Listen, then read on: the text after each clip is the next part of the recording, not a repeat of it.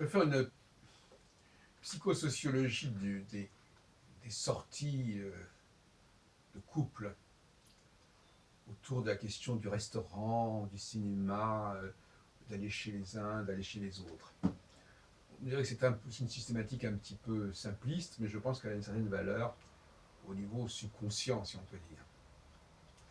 Il y a un équilibre. Moi, j'attache beaucoup d'importance au couple.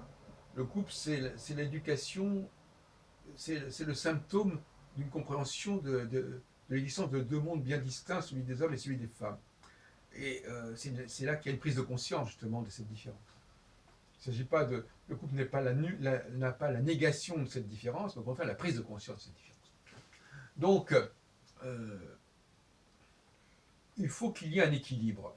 C'est-à-dire qu'il faut que les valeurs, les attentes de chacun des groupes, chacun des représentants de chaque groupe, puisque le couple, c'est là, ce sont deux groupes qui se réunissent, qui sont en intersection à travers deux personnes, mais ces deux personnes ne font que représenter, qu'ils le veuillent ou non, et qu'ils le sachent ou non, les valeurs du groupe, de leur groupe respectif d'appartenance, eh bien, nous dirons que euh, il y a une sorte de système, il y a un binôme. Il y a toujours un binôme. Le binôme, c'est on va au restaurant, donc là on est en tête à tête, on parle, et puis on va au cinéma, au concert, et là on se côtoie, on n'est plus en face à face, on se côtoie, on peut se toucher, on peut s'embrasser éventuellement.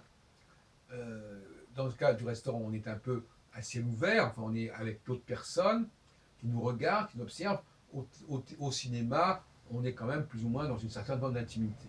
Et puis alors, le deuxième binôme, c'est évidemment si on va chez l'un ou l'autre des partenaires. Et là, il y a d'un côté le moment où ils vont manger ensemble, où ils vont boire quelque chose, ils vont parler, qui là, c'est la sensibilité féminine en quelque sorte, et puis le moment où il va y avoir une relation plus intime qui va s'instaurer, où ils vont éventuellement passer de la salle à manger à la chambre à coucher. Et puis alors il y a d'autres problématiques. Il y a le problème de la promenade du dimanche, mais la promenade qui permet à la fois de combiner le fait d'être ensemble, de se voir, de se parler, mais aussi de se toucher, etc. Donc là, il y a un mouvement, la promenade, qui est une sorte de synthèse optimale de ce binôme. Hein. Donc, on a cela qui existe. Et sur quoi c'est basé ce que je dis? C'est basé sur un postulat, si on peut dire, qui est le suivant, que j'ai déjà exposé il y a déjà très longtemps, et que je reprends maintenant, sur lequel je reviens, à savoir que les hommes ont une compulsion d'ordre sexuel, ils ont besoin de toucher la personne, ils ont besoin d'un mouvement, ils ont besoin de faire mouvement. Alors c'est vrai au niveau du sexe, avec le va-et-vient, etc. Mais c'est tout simplement le mouvement des gestes, de la gestuelle, d'aller vers l'autre, de toucher l'autre. C'est pas le sens du toucher ensemble, c'est le mouvement de rapprochement. Et tout ce qui est embrassé, le baiser, etc. Tout ça, c'est de l'ordre du mouvement. Et puis, il y a les femmes qui, elles, veulent parler.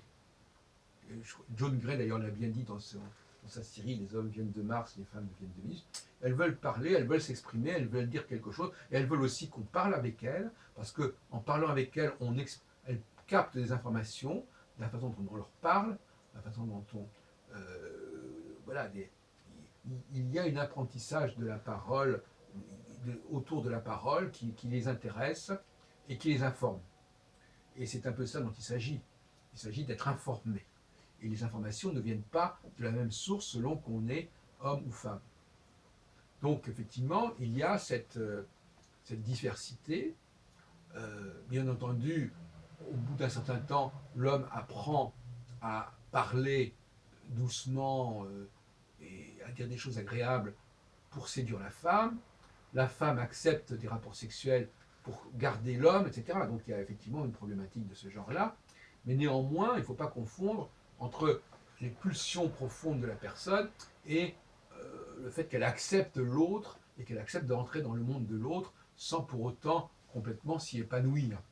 Mais l'idéal, c'est effectivement, c'est qu'une femme prenne plaisir à avoir des rapports sexuels avec un homme, qu'un homme prenne plaisir à parler avec une femme. Sinon, effectivement, il y a des frustrations et il y a une forme de frigidité qui risque de s'instaurer. Et je reviens sur le mythe de la caverne, qui est à la base aussi de mon propos, à savoir que dans la caverne, on est dans un monde où le son de la voix est fondamental puisqu'il n'y a pas de visuel en quelque sorte. Et en dehors de la caverne, ce qui est important, c'est le mouvement. On n'est pas assis, on n'est pas tapis, on doit bouger, on doit se mesurer avec un certain nombre d'autres animaux, etc. Enfin, il faut se bouger, il faut faire de l'exercice physique.